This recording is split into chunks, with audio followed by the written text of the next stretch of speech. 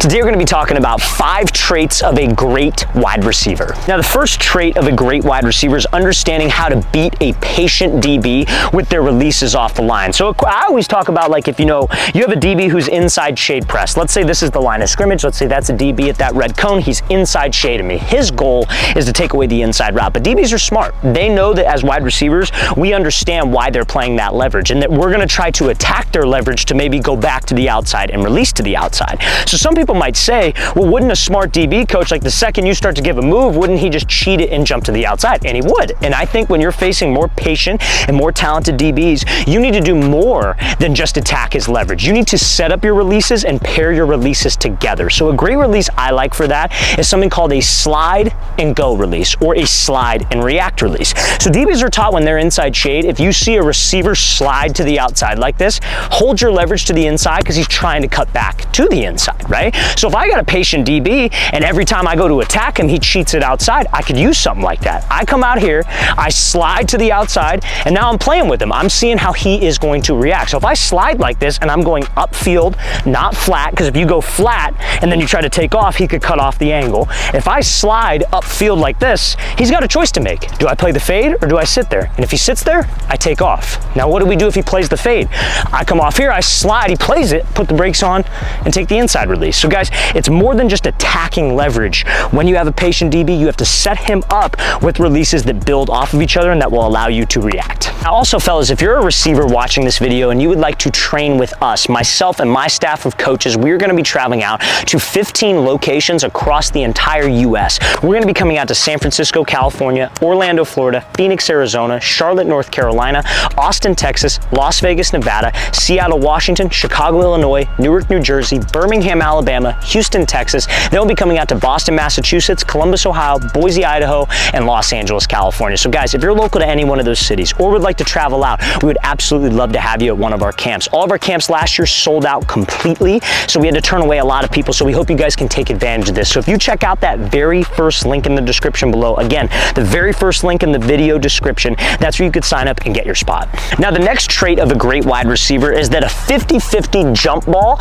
is more like an 80-20 jump ball. So I think, like, a lot of times, guys, like, you look at all the best wide receivers, when that ball is in the air, like, it's a good chance that they're gonna catch it, right? Like, I think quarterbacks and wide receivers, like, look at this example of, like, when Davante Adams was on the Packers and Aaron Rodgers would throw him a pass. It was almost a guarantee that if he had a step of separation, one-on-one with the DB, that Davante Adams is gonna catch it. It was not a 50-50 chance. It was like an 80-20 chance. And that's ultimately what you wanna shoot for as a receiver. So when you go up for a jump ball, you wanna make sure that we're going up strong. That's the number one thing, is the mindset. I need to go up with the mindset of, that's my ball, I'm gonna secure that ball, and then on the way down is where a lot of receivers lose it, you guys. They go up, then on the way down, they hold this thing away from themselves, and that's just gonna let the DB make a play. So we go up strong, we rip it to the tuck, and you wanna put your body between the defender and the ball. Shield yourself. Or in some situations, you can catch and pull it over the top of your head, but you need to protect the ball and put it quickly away to the tuck. Now, the next trait of a great wide receiver is going to be great blocking. So no matter what type of offensive system you're in, at least 20% of your plays are going to be run plays, and you need to make yourself an asset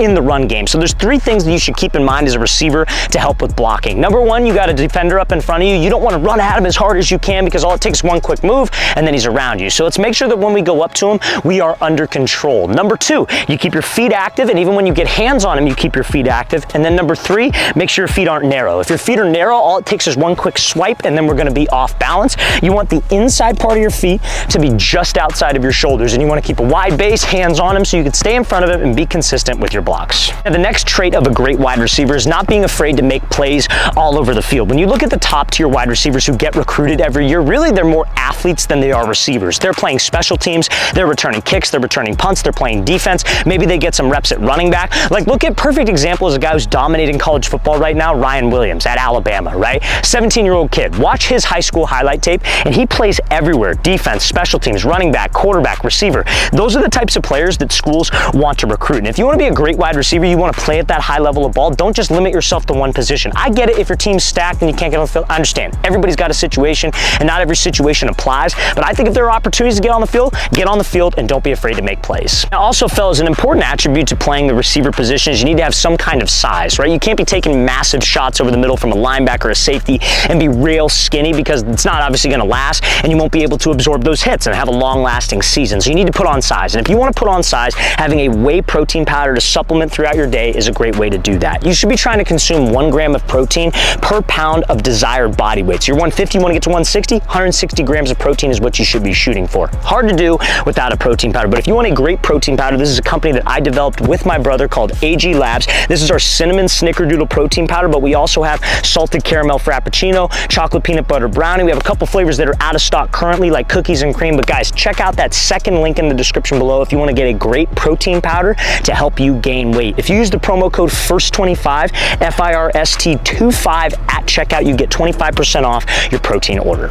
Now, the next trait of a great wide receiver is understanding the 3 principles of route running. First principle of route running is selling vertical. Selling vertical comes down to 3 things, and it's all about frequency. You need to have the same speed frequency, same stride frequency, and same body language frequency leading into a break. So what that means is I don't want to come off the ball with a ton of speed, then right before I cut, I slow down. What that also means that I don't want to have these sprinter strides and then I start chopping them before I break. And what that also means is that I don't want to come off the ball with this like low forward lean, like I'm driving into the break, and then raise up before I cut. Those are all called indicators. So if you could sell vertical and eliminate the indicators, you got the first principle down. Second principle, you want to create energy at the break point. So whether that's when you drop your hips or whether that's when you have a hard cut, you have to be explosive with your movement to create energy, to lead you to phase number 3, which is the acceleration phase. I don't want to just get open, I want to stay open. So any route that we run, you guys, you have to think of it like the quarterback is throwing you a ball.